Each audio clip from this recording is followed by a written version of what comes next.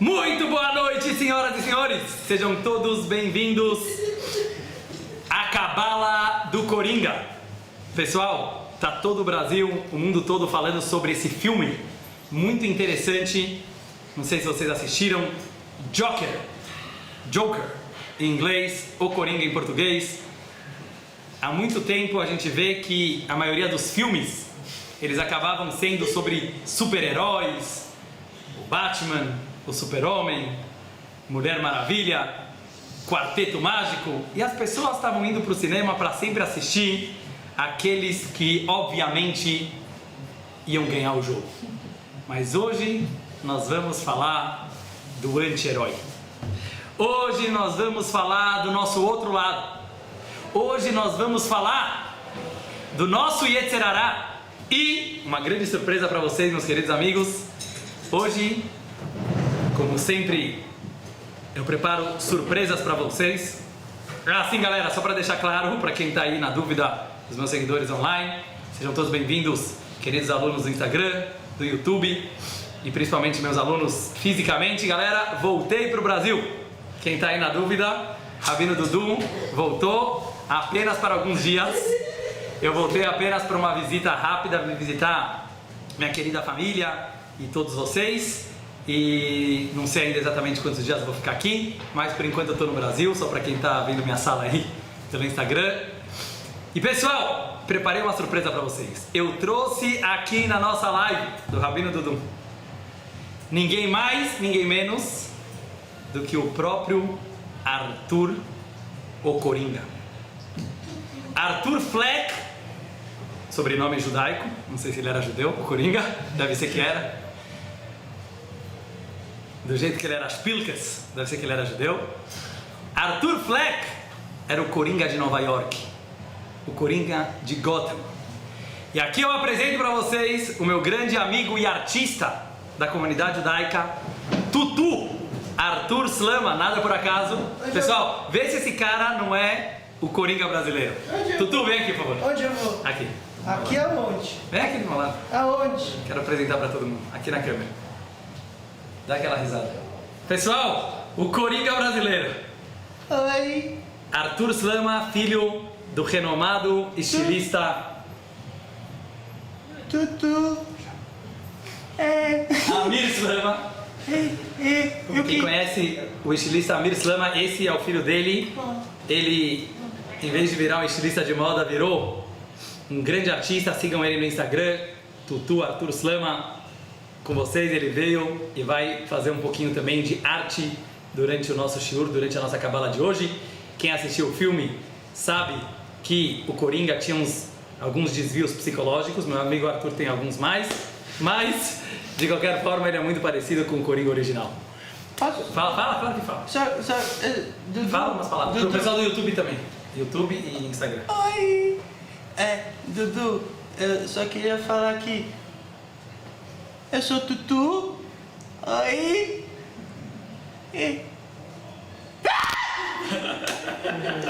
Tem crianças assistindo, Dudu? Tá assustando. Pessoal, Arthur, grande professor de teatro da escola Avenues, não é mais, mas já foi, e de outros grandes teatros de São Paulo. Pessoal, anyway, palmas pra ele. Ele se mascarou, se fantasiou especialmente pro nosso estilo de hoje. Você não vai me dar um beijo com essa maquiagem. Não! Pessoal, foco no foco, vou tentar ir agora direto ao ponto. Galera, quem assistiu esse filme no cinema, eu acho que ele tem vários pontos que podem nos levar ao debate. Em primeiro lugar, Lechaim a todo mundo. Muitos pontos interessantes. Em primeiro lugar, analisar quais são os traumas psicológicos que levam uma pessoa a ser uma pessoa má, a ser uma pessoa autodestrutiva e que quer destruir as pessoas ao seu lado. Ninguém é mau, como diz a Hassidut. Ninguém é ruim porque ele quer se destruir ou porque ele quer destruir. O que leva uma pessoa a querer se vingar do mundo? O que leva uma pessoa a querer se vingar da natureza, a querer se vingar de todos à sua volta? E eu acho que é muito interessante a visão do filme E eu queria me focar em duas frases, de muitas que a gente poderia escolher, que eu acho que me marcaram muito. A primeira é o momento, quem assistiu, quem não assistiu eu não posso fazer spoiler, que ainda vai querer ir no cinema assistir, mas todo mundo sabe que era um homem que tinha um problema mental, uma doença mental, que eu pesquisei e aparentemente ela é uma doença que se chama síndrome pseudobulbar. Ouviu falar? É uma espécie de tique nervoso que ele começava a dar uma risada exageradamente alta, síndrome pseudobulbar, desculpa. E ele começava a rir em situações sérias, em situações às vezes tristes, e as pessoas que estavam na sua volta se incomodavam. Como que o cara está gargalhando num momento tão solene, num momento tão solene, tão sério? E ele não ria porque ele estava querendo debochar daquele momento, mas por algum motivo ele dava uma gargalhada em momentos errados. E as pessoas achavam ele estranho. Ele era muito estranho. Você já se entrou num lugar que as pessoas à tua volta te acharam estranho? É uma sensação ruim. Se sentir estranho no ninho, se sentir que todo mundo está te olhando de uma forma diferente. E ele acaba perdendo o emprego, ele acaba se dando mal, não vou entrar em todos os detalhes, quem quiser assiste o filme. E de repente ele fala uma frase que eu quero focar nela. Preste bem atenção. O maior problema de ter uma doença mental é que as pessoas à tua volta esperam que você se comporte como se você não o tivesse. Que você se comporte como uma pessoa normal. As pessoas não entendem que uma doença mental, ou uma doença emocional, ou uma doença psicológica, seja ela de nascença, seja ela algo inato do ser humano, ou algo que foi gerado pela vida por traumas de infância, por traumas com os pais, ou outro tipo de trauma, que aquilo vira uma natureza daquela pessoa. E eu queria me focar um pouco nisso. E a segunda frase, que aparece mais pra frente do filme, no momento que o Coringa, quando ele já começa a ficar um pouco mais famoso, ele é chamado numa entrevista na TV, e perguntam pra ele, por que você faz piada sem graça? É muito interessante, porque ele era um comediante que não conseguia ter graça. E é isso que eu quero entender na aula de hoje. É esse o ponto que eu quero me focar. Parece piada, mas como eu já falei várias vezes, piada é uma coisa muito séria. Se você pega na história do povo judeu, inclusive no Talmud e na Kabbalah, todos os grandes sábios, eles eram extremamente bem-humorados. Eles eram extremamente piadistas. Eles sabiam contar uma piada. E hoje eu quero analisar com vocês o que significa saber contar uma piada. Mas voltando para a frase do filme, pessoal, o Coringa, ele vira na televisão quando ele é questionado por que você é tão sem graça e por que você ri em momentos que você não deveria dar risada. Então, ele responde o seguinte, que eu quero analisar muito bem com vocês isso. Assim como a sociedade decide o que é o certo e o que é o errado, por que eu não posso decidir o que é engraçado e o que não é engraçado? Ele tem uma grande alegação, é uma coisa muito profunda. Para mim, a frase que mais marcou do filme todo. Será que uma piada, será que achar algo engraçado é algo absoluto ou é algo relativo? Tem piadas que se contava nos anos 80 que se você conta hoje em dia, você será expulso do ambiente. Olha como é totalmente relativo. Piada depende do que é certo e o que é errado. Piada é completamente relativo à ética e moral da sua época. Em outras palavras, para você achar uma coisa engraçada, depende do que é sério. O que é sério para algo ser engraçado? E eu acho que isso foi uma sacada, porque ele começou a perceber que ele se achava super engraçado e ninguém achava ele engraçado. Então uma grande pergunta, será que a piada, ou stand-up comedy, ou o bom humor, é algo absoluto? Ou é algo que depende da geração, que depende da sociedade, que depende da cultura? Quem decide o que é engraçado e o que não é engraçado? Por que eu estou achando tão importante esse filme? E essas frases que eu mencionei para vocês agora. Prestem bem atenção porque eu estou achando que eu acho extremamente importante esse tema nas nossas vidas. É uma coisa que o Rabino Dudu nunca tocou antes nesse tema e eu acho que ele é extremamente importante. Nós vivemos na geração, pessoal, que a felicidade ela virou a idolatria da nossa geração. Hoje em dia se exige que as pessoas sejam felizes. Se exige. É uma obrigação fingir que você é feliz o tempo todo. Porque Haz Veshalom, Deus nos livre se você aparecer no Instagram com carinha feia. Deus nos livre se você aparecer nas tuas férias com uma cara assim meio mal-humorada num lugar público e as pessoas vão pensar que talvez você não está tão feliz assim. Essa cultura da felicidade, pessoal, vou falar hoje na bucha, nos olhos. Será que essa exigência, Fabinho, foca na aula.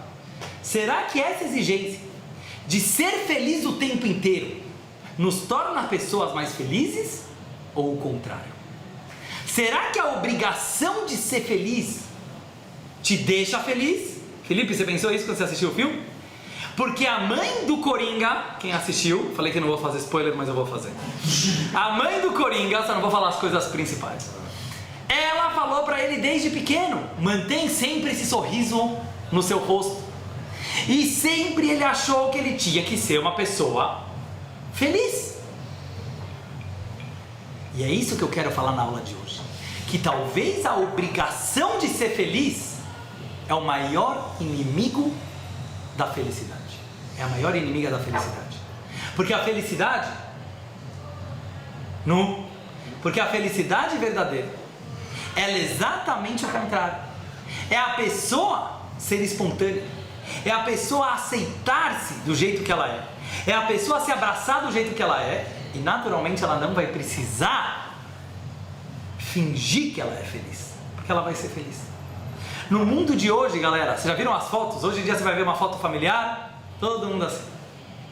Mas a gente sabe quantas horas demorou para fazer essa foto, né? Para tirar todo mundo que estava chorando, para fazer todo mundo fingir o sorriso. Vocês já viram as fotos de antigamente? As fotos de antigamente era todo mundo assim. Parecia que eles estavam num enterro. Já viram? Todo mundo assim. 48 pessoas na família, provavelmente dormiam 13 no mesmo quarto. Não tinham nem perto do conforto que se tem hoje em dia. Todo mundo assim. Hoje em dia, porque naquela época a moda era tirar foto com cara séria. Provavelmente eles eram felizes. E na hora da foto, é uma hora solene, era uma hora séria, é uma hora todo mundo... Hoje é o contrário. A gente sabe que infelizmente tem casais de lua de mel. Tem pessoas que viajam, brigaram 23 horas.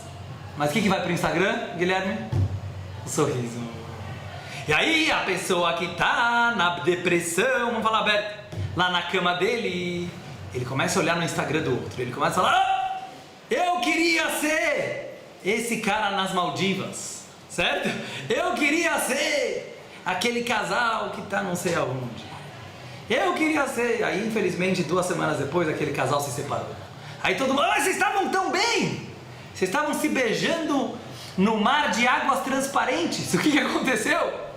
Existe uma essência judaica que está extremamente ligada com a piada. Eu quero falar muito sério sobre isso. A piada é uma coisa séria. Saber levar a vida com leveza, com bom humor, com alegria, não é um detalhe, é a base. Porque é impossível entender a vida como ela é sem uma pitada de humor o tempo todo. Mas para isso você tem que saber como contar uma piada. Isso me lembra uma piada. Eu estava agora em Miami, quem acompanha aí minhas lives, eu vou contar uma piada de Miami. Quem conhece a Flórida, principalmente Miami, lá é o lugar dos aposentados. E conta a piada que 4 velhinhos, judeus provavelmente, eles se juntavam todos os dias, eles jogavam golfe de manhã, de tarde eles sentavam para jogar pôquer e eles contavam piadas. Anos e anos se passaram e era a mesma história. Eles se cansaram de contar as mesmas piadas. Então eles tiveram uma ideia judaica, muito inteligente. Eles iam dar um número para cada piada. Piada número 1, piada número 2, piada número 3, piada número 28, piada número 45, piada número 120. E aí, eles não precisavam gastar mais saliva. Chegava um e falava: pessoal, piada 5. Todo mundo caía de rir, gargalhava. Piada número 148. Todo mundo caía de rir. Um dia, chegou um novo participante. Mais um cara se aposentou, começou a jogar golfe com eles, jogar pôquer de tarde. E ele chegou lá na mesa. E de repente começaram a ver que aqueles velhinhos, né, que estavam lá, chegavam e gritavam: piada 5. Todo mundo caía de rir. Piada 12, todo mundo caía de rir. E ele não estava entendendo nada. Piada 24, todo mundo caía de rir. Ele falou: vou tentar também. Foi lá, se preparou, meditou. De repente ele dá um grito: galera, piada 128. Silêncio total na sala. Ninguém ria. Galera, piada 128. 128, eu falei. Ele falou: não estou entendendo. Quando vocês falam números, todo mundo cai de rir. Quando eu falo piada 128 e ninguém riu, você não está entendendo. Tem que saber como contar uma piada. Tem que saber como contar uma piada. E aí, aquele velhinho entendeu o seguinte. Não sei se vocês já perceberam, nos stand-up comedies, que está muito na moda hoje em dia, e vários humoristas, que na verdade o dom de contar uma piada, ele não é simplesmente o conteúdo da piada. É muito mais importante o tom de voz, o timing, a segurança do cara que subiu no palco, a maneira, o espaço que ele colocou entre as palavras, a cara que ele fez na hora que ele contou. Não é uma brincadeira. A gente sabe que uma boa piada não é qualquer um que sabe contar. Por que eu estou falando isso?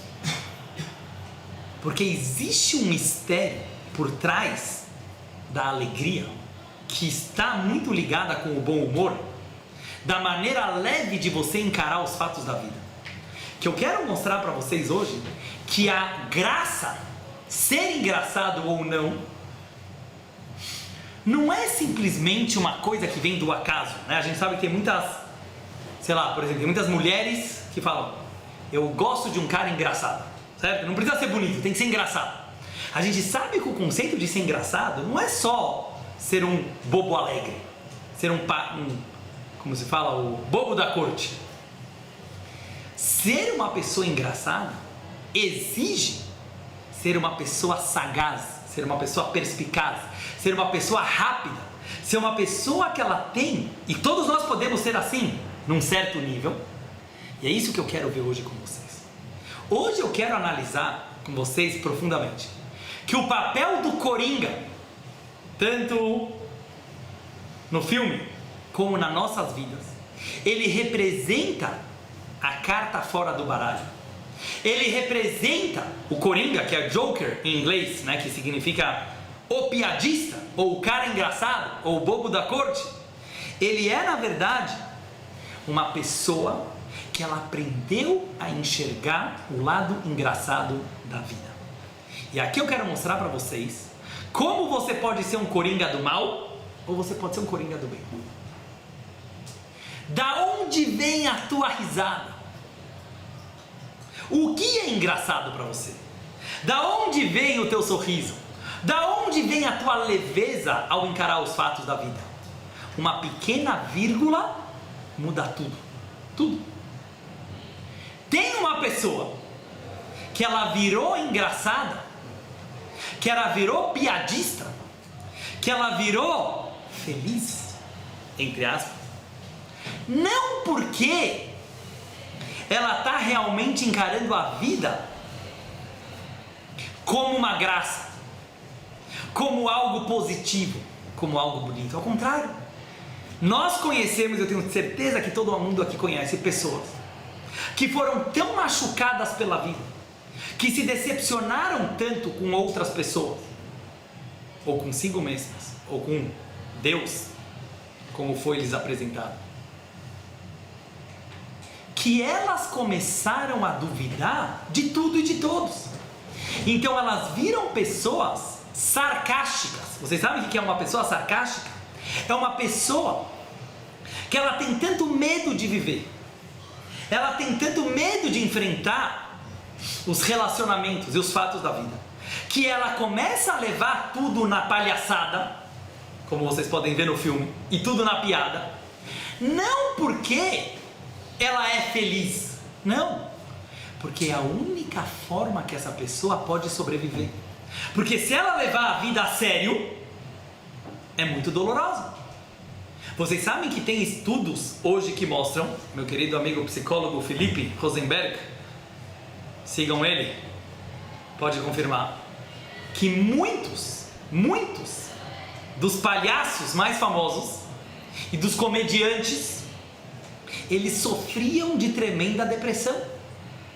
O famoso caso do Robin Williams, né? Aquele grande ator, acho que até escreveram no túmulo dele, ele alegrou tantas pessoas, mas no fundo era tão triste.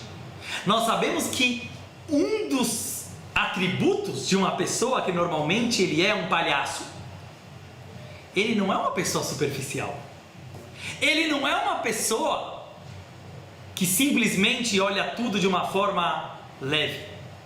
Ele é uma pessoa que tem um sofrimento normalmente tão grande que ele acaba indo para o lado da piada para fugir da própria tristeza. Não sei se vocês já viram a figura do palhaço, mas a figura artística do palhaço, ela é um pouco triste. Inclusive tem muitos palhaços, Arthur, agora vamos perguntar para o nosso consultor de arte, tem lágrimas, não tem o rosto do palhaço com as lágrimas? O palhaço, ele tem uma cara triste. Não sei se vocês já foram nesses aniversários de criança, mas metade das crianças morre de medo do palhaço. Já viram isso aqui? Tem muita mãe que já nem chama palhaço, porque criança tem medo de palhaço. Você leva no circo, o cara... Tem criança que começa a chorar, porque o palhaço parece um monstro, às vezes. Então essa mistura de tristeza e alegria, de depressão e felicidade, de um certo ponto de vista ser uma pessoa profunda, mas que não consegue às vezes encontrar esse sentido na vida, e ele acaba virando às vezes uma pessoa sarcástica, esse é o coringa mau. Esse é o coringa que mata. Esse é o coringa que prejudica. Esse é o coringa que às vezes, por medo, ele fica tão assustado da sociedade que ele precisa se defender. E é isso que o filme, na minha opinião, na minha humilde opinião, como eu analiso, ele foi muito feliz em conseguir administrar esse ponto. Porque uma pessoa causa o mal é uma autodefesa. Não estou entrando agora na parte da justiça. A justiça, ela tem que ser, na minha opinião, correta, tem que se fazer justiça para afastar o máximo de perigos da sociedade. Porém, uma pessoa, ela não vira vilã porque ela quer. Normalmente é uma autodefesa da sua própria depressão. Quem é o coringa do bem? E aqui eu queria trazer para vocês, eu esqueci agora o nome do autor, mas um dos livros que eu li, eu já mencionei aqui na minha live, eu li na minha juventude, hoje eu já estou velho, mas na minha adolescência, não estou velho, Felipe, estou jovem, obrigado.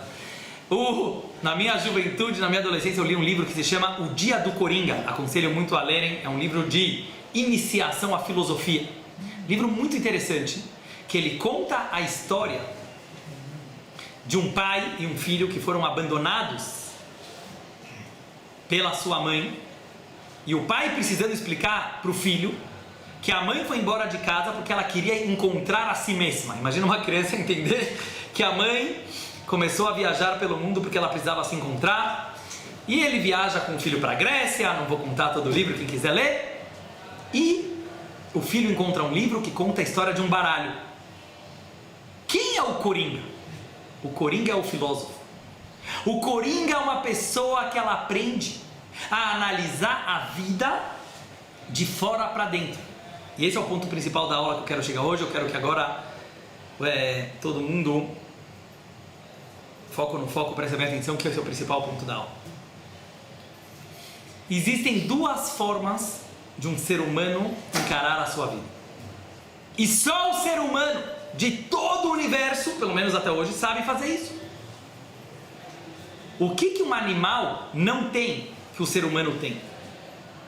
Uma coisa que se chama autoconsciência. Muito importante entender isso. O ser humano tem a capacidade de fazer autoanálise, de se analisar. O ser humano tem a capacidade de parar um pouco a vida. Um cachorro nunca vai fazer isso. Podem ter certeza. Você tem o teu pet, teu cachorro, você pode ter 200 cachorros, ele pode ser teu melhor amigo, mas ele não tem a capacidade de falar: deixa eu fazer uma autoanálise do que está acontecendo. Ele não sabe olhar para si mesmo como uma peça do baralho, como uma carta do baralho. Ele simplesmente vive a sua vida de acordo com o seu instinto. O ser humano, ele foi dotado, quero mostrar para vocês uma coisa muito profunda, de duas maneiras de viver a vida. E isso leva ao grande paradoxo da vida, que só a piada consegue captar. Porque é uma coisa contraditória, um paradoxo. É algo que não bate. Olha que interessante, Tutu. Se você vive a sua vida, como se fala, intensamente, se você vive a sua vida imerso nela, se você vive cada momento, como se fala hoje, mindfulness, completamente presente, você vive uma vida provavelmente muito vibrante. Mas você corre o risco, como muita gente corre, de provavelmente virar uma máquina ou um animal que age apenas por instinto, que age apenas pela sociedade. Quantas pessoas não vivem a vida no automático? Quantas pessoas não vivem a vida porque assim todo mundo faz, porque assim minha natureza diz? Outra opção de você viver a vida é analisar. Qual que é o problema da autoanálise? Que quando você analisa muito, você não vive. Vocês estão entendendo o paradoxo da vida? Está entrando aqui numa essência muito profunda. Quando você vira muito humano, quando você vira muito racional, quando você vira muito inteligentinho, quando você analisa cada movimento teu, você vira extremamente inteligente e consciente, mas muito pouco participante da tua própria vida, Esse é o Coringa. O Coringa é a peça do baralho. Presta bem atenção. O Coringa é a carta que ele está no jogo, mas ele não está no jogo. Como se fala isso? É a carta que vem debaixo da manga. Todo mundo sabe que a maioria dos jogos de carta, certo? Você pega tranca, outros jogos. O Coringa é a melhor carta. Ele é do baralho ou ele não é do baralho? Essa é a essência de uma boa piada. E a dificuldade de se contar uma boa piada. Ela precisa ter a sutileza, a delicadeza de captar o cotidiano, de captar a vida como ela é, de captar minúcias da vida que a lógica não consegue captar. Tem coisas que, se eu falar aqui na minha aula, vocês vão falar: o Dudu é um terrorista. Não só por causa da minha barba, tá? O Dudu é um terrorista. Mas se o Fábio Rabin, querido amigo Fábio Rabin, falar isso no palco, tudo bem. Sabe por quê? Porque ele falou como piada. Vocês estão entendendo onde entra a piada? A piada, ela permite, a piada possibilita, não apenas no palco, mas para você mesmo, encarar certos fatos da vida que em certas situações seriam tristes, mas contados dessa forma, eles podem ser alegres. Então, quem é o Coringa do bem? O Coringa do bem é uma pessoa que ela usa a piada não para fugir da sua depressão, não para ridicularizar o mundo, não para esfriar seu relacionamento com o mundo, ao contrário. Ele usa o bom humor e a alegria para conseguir lidar com o mundo. Então me veio um insight quando eu estava pensando sobre isso, depois que eu vi o filme. O Coringa do mal é aquele que ri de tudo, como você vê no filme. O Coringa do bem é aquele que ri para tudo. É muito diferente rir de tudo e rir para tudo. Uma pessoa que ri de tudo é uma pessoa que abandonou todos os limites da natureza, que abandonou as diferenças entre as pessoas, que abandonou a especialidade e a peculiaridade de cada ser humano, de cada criatura. Uma pessoa que ri para tudo é uma pessoa que entendeu o que é ser engraçado. E aí eu fui na origem da palavra engraçado. Vocês já viram? Da onde vem a palavra engraçado? Bruno, chama Bruno? Sim. De onde vem a palavra engraçado? Qual é o shoresh, a raiz da palavra engraçado? Graça. Very good, muito bom. Graça. Vocês já pensaram nisso? A palavra engraçado, vem de graça, que vem de grátis. Graça quer dizer grátis, uma coisa que veio de graça. Vocês já ouviram essa palavra graça? Muitas religiões usam. O conceito da palavra graça é muito interessante isso, né? Você fala, a piada não teve graça. Graça na religião é uma das coisas mais importantes. Graça significa a percepção, a noção de que nós não merecemos nada. Galera, o grande erro, vou falar minha humilde opinião, mas vou falar politicamente correto, vou falar abertamente. O grande erro da nossa geração é uma pergunta que a pessoa se faz: por que eu mereço isso? Por que eu não mereço aquilo? A palavra merecimento. As pessoas começam a achar que a vida é uma questão de merecimento, e merecimento é uma questão de julgamento. Quando a pessoa analisa a vida de uma perspectiva meritória, então ele começa a se perguntar toda hora: por que aquela pessoa mereceu aquilo? Por que aquele mereceu aquilo? E você nunca vai entender. O mundo não faz sentido. A gente já sabe isso aqui desde Adão e Eva. Se você analisa o mundo dessa perspectiva, então você julga a si mesmo, você julga as outras pessoas, você julga a vida, você julga Deus, você julga o universo. Sabe o que significa graça? Graça divina? É você entender que a vida é uma graça. Em outras palavras, a vida é um presente. A vida surgiu do nada. Nós viemos do nada e nós continuamos vindo do nada constantemente. Pode ser que aconteceu um problema na tua vida, mas sabe quantos milagres estão acontecendo até agora para você existir? Nesse exato momento? Só um segundinho, galera. Apertem os cintos que o piloto sumiu. Porque o milagre da graça é a graça da vida. Uma salva de palmas para o querido Arthur Slama, que ele veio especialmente para participar aqui como Coringa. Estão vendo que pessoalmente ele é mais bonito. Eu sou e muito esse é o fofo. verdadeiro, ele é um fofo. E ele realmente é um grande Hassido Rebbe, uma pessoa muito, muito, muito espiritualizada. E apesar de eu ser rabino e ele ser ator, a gente se dá muito bem. Aliás, eu queria falar um pouco sobre isso. Arthur, fica aqui que eu quero falar para vocês. Você pode ficar aqui ou você quer sentar? Não, pode ficar aqui, fica aqui comigo. Uma das coisas interessantes que, continuando o que a gente estava falando agora, sobre a graça da vida, como você estava me imitando aí? A graça. A musiquinha rabínica, é que cada um tem a sua musiquinha. Isso eu queria falar. Já perceberam que cada um faz o seu showzinho? Uma das coisas mais interessantes do filme, se você perceber, é que o palhaço, que era o Coringa, ele era um comediante, ou ele gostaria de ser um comediante, e o rosto, a máscara dele, era o que ele era. Vocês entenderam que interessante? O que era a máscara dele?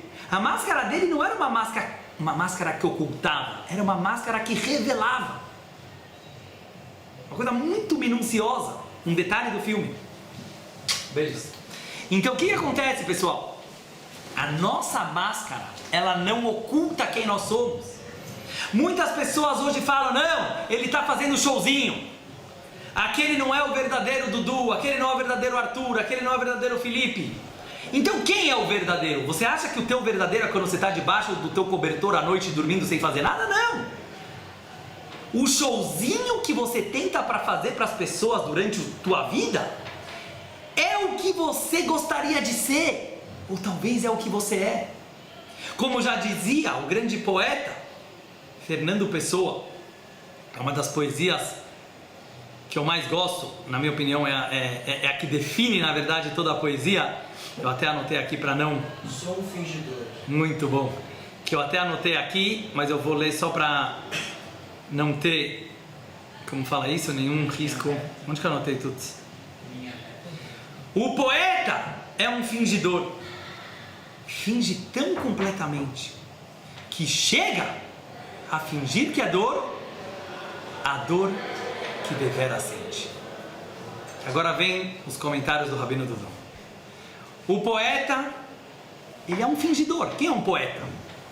Todos os poetas. Ele é um fingidor. Ele está fingindo.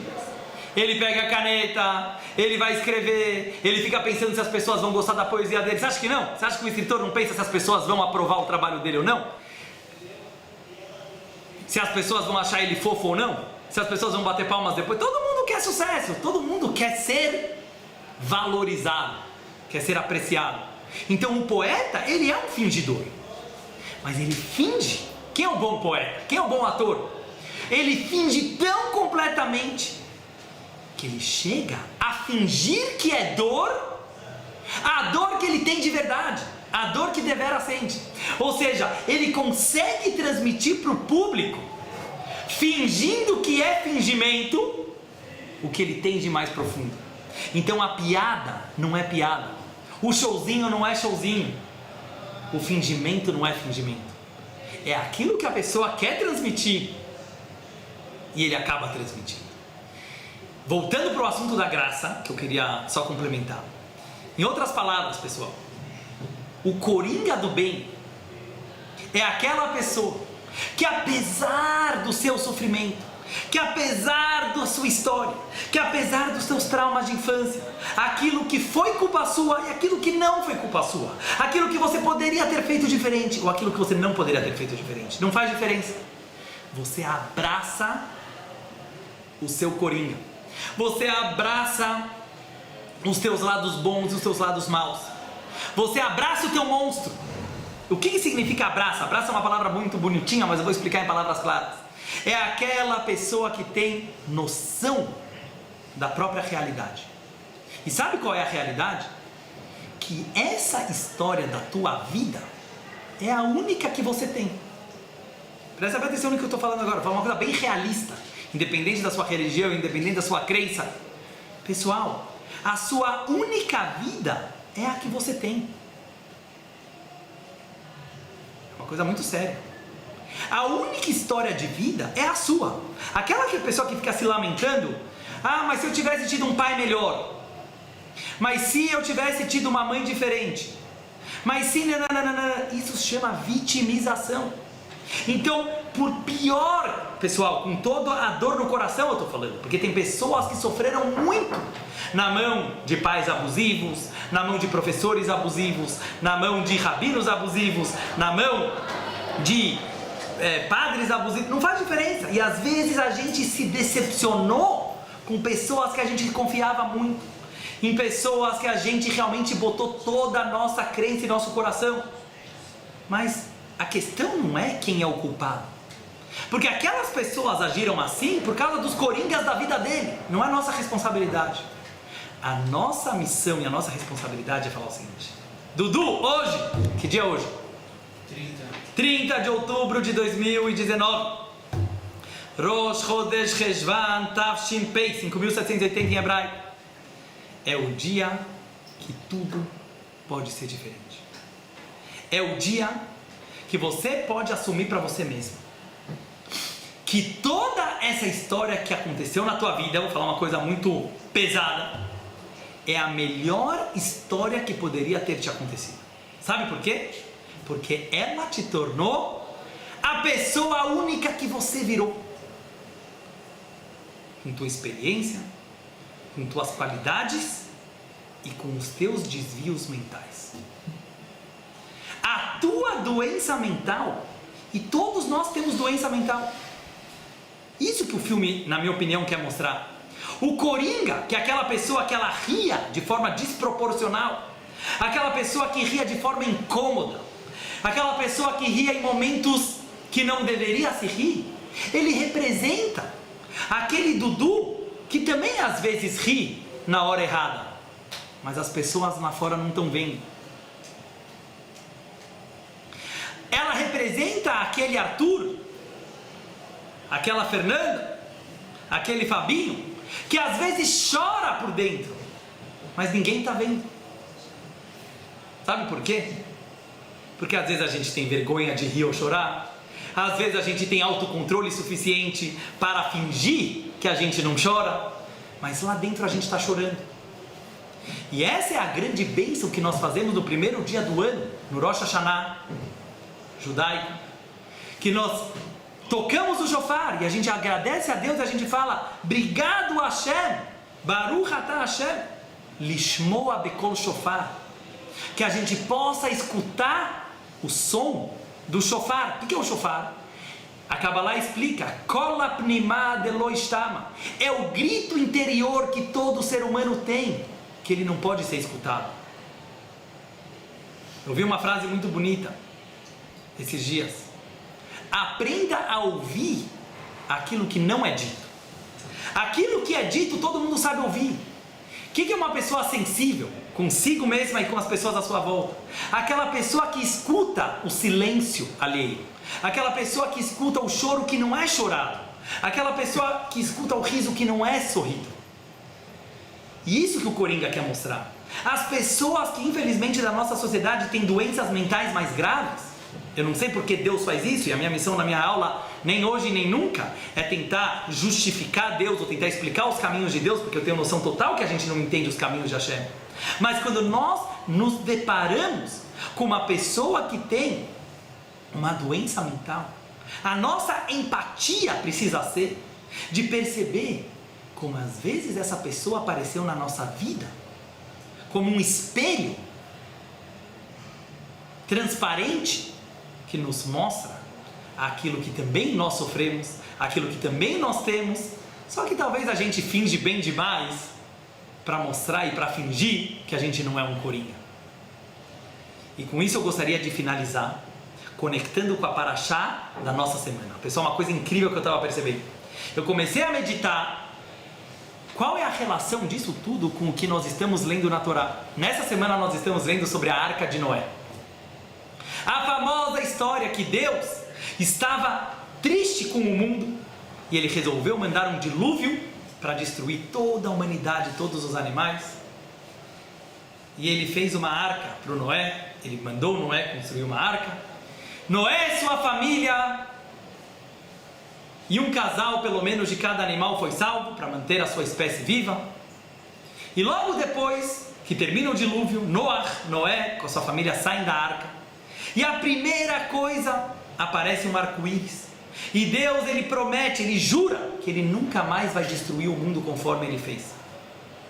Logo depois, o que Noé faz? Ele planta um vinhedo. E ele fabrica o vinho. E ele descobre o lechaim. Noé foi o primeiro homem que a Torá diz que ele ficou feliz. Não estou falando que precisa de bebida para ficar feliz, mas o Noé, ele bebeu e ele estava feliz, e o filho do Noé foi lá e cometeu um ato pecaminoso. Eu não vou entrar agora nos detalhes. Por que eu estou trazendo essa história? Eu comecei a meditar uma coisa interessantíssima. Aonde aparece a palavra graça na Torá pela primeira vez? Sobre Noé. A palavra Noé significa um cara leve, um cara de boa, como se fala em português, um cara tranquilo. Noah quer dizer de boa. Se você inverte as duas letras da palavra Noah, ela vira a palavra Ren. Ren em hebraico, a tradução de Ren é graça. O último versículo do Gênesis, da Parashá da semana passada, que a gente leu na Torá, é que o mundo estava se comportando de uma forma muito pecadora, todo mundo roubando um dos outros, de uma forma muito promíscua, e de repente Noé nasceu. E está escrito na Torá, Venoach matzachen beinei Hashem. Olha o jogo de palavras. A Torá inverteu o nome Noah e falou: Noah encontrou graça nos olhos divinos. Olha que interessante, a gente não para pensar nas palavras da Torá. Deus achava Noah engraçado. O que significa Noah encontrou graça nos olhos divinos? Não está escrito que Deus achou Noah um cara correto. Isso está escrito em outro lugar. Não está escrito Deus achou que Noah era um cara fofinho. Deus achou que Noah era um cara politicamente correto. Não. Está escrito, Deus achou que Noah era um cara engraçado. Graça e engraçado vem do mesmo verbo. Tutu, você que é o nosso comediante sério, verdadeiro, o que eu estou querendo falar para você e para mim, para todos nós? Obrigado, galera, por toda a audiência, e com isso eu quero finalizar. A história do dilúvio é a história da nossa geração. Sabe o que significa Mabul, dilúvio? Vem da palavra misturado, confuso. Aquela geração era muito confusa, porque ela era muito inteligente. E ela começou a se questionar sobre os limites da vida. Será que os limites, eles são coisas impostas pela sociedade? Será que essas regras foram inventadas pelos religiosos? Será que as delimitações da vida foram feitas pelo patriarcado machista? Então resolveram começar a tirar as regras. Tudo é de todos, todo mundo é de todo mundo, o que é meu é teu, o que é teu é meu. Parece muito bonito, certo? Igualdade. Isso em hebraico se chama Mabul. Agora eu estou falando simbolicamente. A parte, além do dilúvio fisicamente que nós acreditamos que aconteceu, a parte espiritual do dilúvio. Sabe o que quer dizer um dilúvio? Quando o mundo está confuso. Vem a Arca de Noé. Eu sempre pensei, qual é a essência dessa paraxá, da história da Arca de Noé, de Noah? O que a Torá está querendo nos ensinar? A segunda parte da Torá. Deus virou para Noé e falou: quando você acha que a vida está confusa, pessoal, quando você acha que tua vida está confusa, quando você acha que o mundo está uma bagunça, e ele está mesmo, quando você acha que tudo virou uma mistureba geral, quando você acha que ninguém mais sabe o que é moral e ético, o que é engraçado, o que é certo e errado, entra na arca. Sabe o que quer dizer entra na arca? Perceba que está todo mundo no mesmo barco. Falando em português, claro. Todo mundo está no mesmo barco. Não tem Batman e Robin. Não tem Batman e Coringa. Isso que o filme quer mostrar. O Coringa não era inimigo do Batman. O Coringa era inimigo dele mesmo. E o Batman, se for contra o Coringa, também é inimigo dele mesmo. Em outras palavras, vamos começar a perceber que não tem timinho do bem e timinho do mal. Não tem Batman e Coringa. Tá todo mundo no mesmo barco. Tá todo mundo procurando a mesma verdade. Tá todo mundo... O que o judaísmo acredita no monoteísmo? Hashem Echad. Todo mundo está procurando Deus. Deixa eu respirar. E com isso eu quero mandar a mensagem final. Lechaim. Quando você vê uma pessoa extremamente perdida, ou extremamente materialista, só pensa em dinheiro o tempo inteiro, aquele cara só pensa nele mesmo o tempo inteiro, é um narcisista. Aquela outra pessoa só pensa em comida o tempo inteiro. Aquele outro está pior, ele está viciado em drogas. Aquele outro está obcecado por não sei o que lá. Em vez de você dar porrada nele, em vez de você dar pancada nele, em vez de você gritar com ele, abandona o teu desvio mental e vira normal. Porque eu não conheço uma pessoa que levou uma bronca dessas e virou normal. Vamos aprender com milhares de anos de história, pessoal, o que falta para a gente entender, para Mashiach chegar. E está escrito que na Arca de Noah pairava o espírito de Mashiach. É o único lugar da história judaica que está escrito que se sentiu como vai ser o mundo na era messiânica, era na Arca de Noé, porque era uma paz mundial, todos os animais se deram bem, o lobo e o carneiro moravam juntos. Sabe por quê? Porque eles perceberam uma coisa: a nova revolução dos bichos, talvez vamos chamar assim, da Arca de Noé. Qual é? Está todo mundo no mesmo barco. Ninguém está te perseguindo, meu amigo. Isso aqui é ilusão. Você quer achar que tem gente te perseguindo para você se achar importante. Sabe por que ninguém está te perseguindo? Porque cada um pensa tanto nele mesmo. Quem dera que tivesse alguém te perseguindo, porque aí você seria mais importante. A gente cria inimigos mentais porque a gente quer achar que as pessoas estão pensando muito na gente. Mas não. Cada um tem os seus demônios interiores. Cada um tem os seus monstros diários para enfrentar. Ninguém está querendo te derrubar porque estão com inveja de você. Talvez porque estão mal com eles mesmos. E essa é a percepção delicada e sensível que o Coringa traz para nós. Seja uma carta do baralho fora do baralho. Seja uma pessoa que se sabe olhar de dentro para fora e de fora para dentro. Seja uma pessoa que entenda que a graça da vida é esse paradoxo, é essa contradição. Ao mesmo tempo eu preciso viver o jogo. Ao mesmo tempo eu não posso abandonar o tabuleiro. Ao mesmo tempo eu preciso mergulhar. Como o dilúvio, que o mundo ficou mergulhado, imerso. Mas ao mesmo tempo eu preciso ser a arca de Noé, aquela boia sobre as águas. Como o Rebbe falava, stay within, be above. Esteja por dentro, permaneça acima. Esse é um ser humano inteligente. É uma pessoa que ela está por dentro de tudo que está acontecendo no mundo. Ele está por dentro da tecnologia, ele está por dentro da ciência, ele está por dentro da moda. Ele participa ativamente da sociedade, mas ele sabe rir da sociedade. Ele sabe estar participando, mas ao mesmo tempo ele permanece assim. E é isso que o Noah fez, entrou na arca. Então quando eu consigo enxergar que uma pessoa que eu achava que era meu inimigo, e eu falo para ele, meu amigo, sabe por que você está viciado nisso? Não porque você quer dinheiro. É bom que você é obcecado por dinheiro. Sabe por quê? Porque na verdade você vai perceber que você não quer o dinheiro, você quer a alma do dinheiro. Você não quer as drogas, você está procurando o que tem por trás delas. E eu queria finalizar com uma pequena historinha, e com isso nós vamos acabar. Uma vez eu já contei, mas eu faço questão de contar nessa aula. Na cidade de Mejibush, uma história verídica. Você sabe que toda cidadezinha judaica tem que ter um rabino, tem que ter um professor, um melamed, tem que ter o ganev, o ladrão da cidade, tem que ter o shiker, o bêbado da cidade.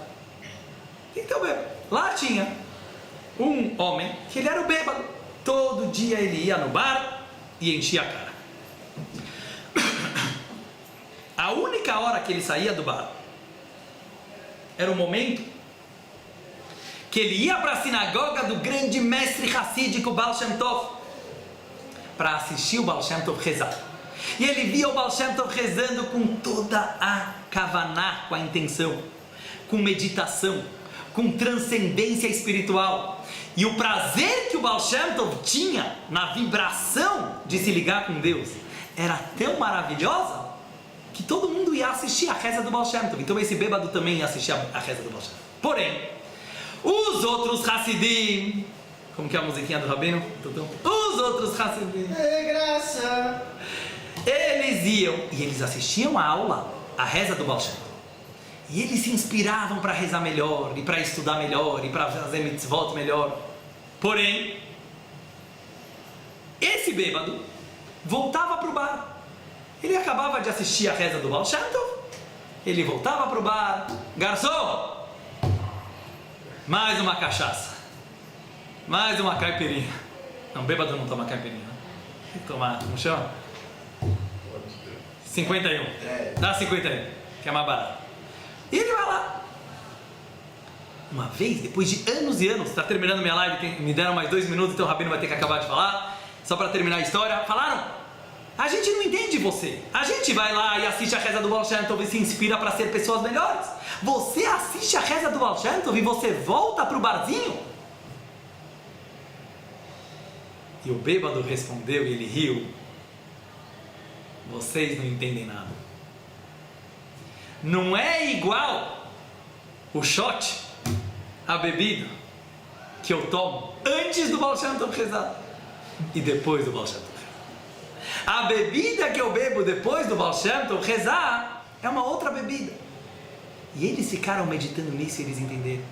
O bêbado, ele era bêbado, porque ele falou para eles: se vocês passassem o que eu passei na minha vida, vocês também estariam no barzinho o dia inteiro. A gente não sabe o que cada pessoa passou na vida. Não é para julgar.